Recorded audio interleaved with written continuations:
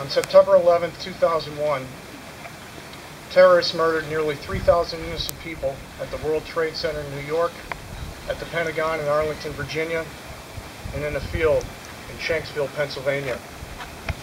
The events of that day marked the single largest loss of life from a foreign attack on American soil. 343 firefighters and 60 police officers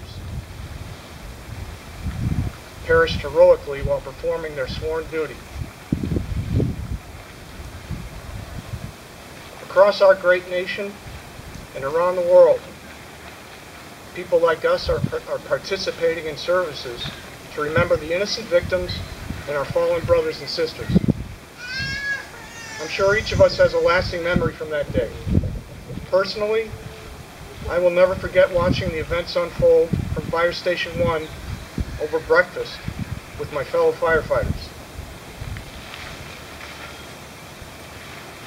We watched in horror as the planes struck the towers, followed by their collapse a short time later. We immediately knew our nation was under attack, and we realized that hundreds of firefighters had instantly lost their lives as they ascended the stairwells to save those trapped in the Twin Towers. In the days leading up to this service, I was thinking of the right words to commemorate this tragedy. I came upon an article in which FDNY Captain Jay Jonas, who was assigned captain on Ladder 6 that day, recently reflected on those events. I'd like to bring that home to you and share it with you this morning.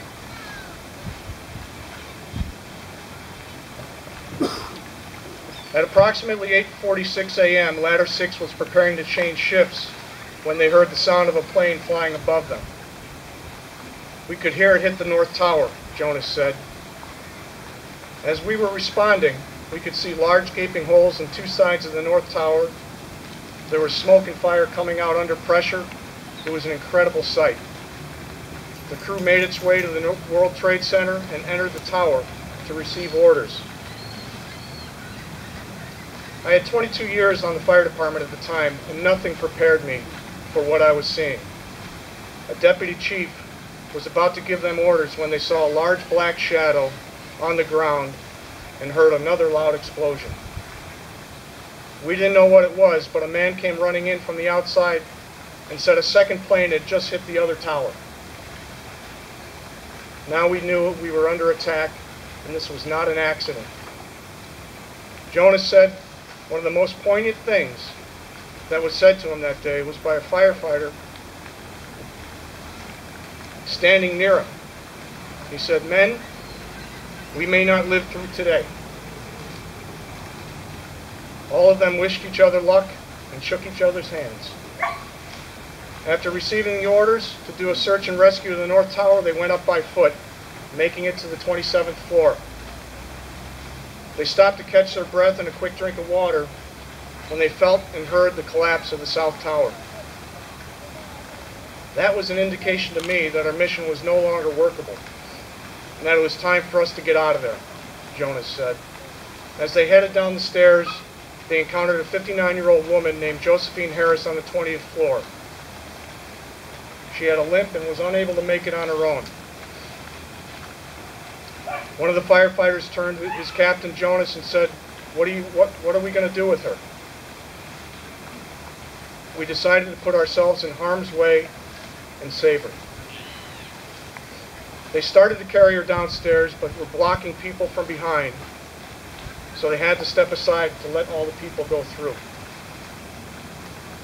When they made it to the 4th floor, Harris fell to the floor and told the firefighters to leave her behind.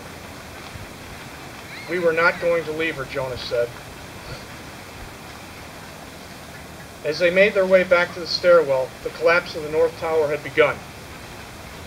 We kept waiting for the big beam or the big piece of concrete to come and get us, but it never did. Once the collapse stopped, a roll call was given, and everyone was accounted for. There were a total of 13 people in the stairwell, and somehow all were unscathed. But now they were trapped. We went through the ordeal of trying to figure out how to get out. And once we realized we couldn't help ourselves, we came to the realization that we now had to be rescued.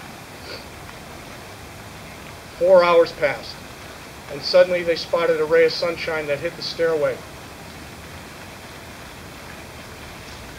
The dust had settled, and the air had cleared, allowing the light to come through.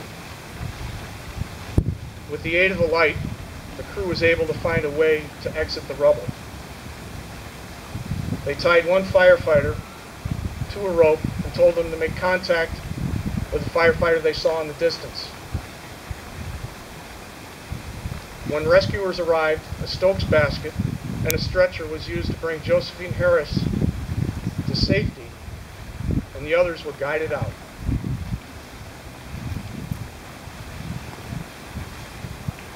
Captain Jonas said it was overwhelming and a heartwarming sight to see one by one my men make it out to West Street.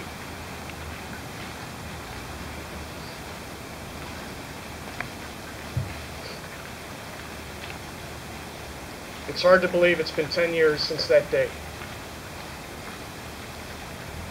But we must never forget.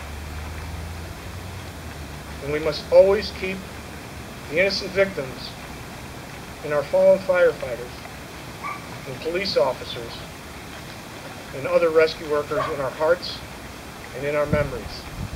Thank you.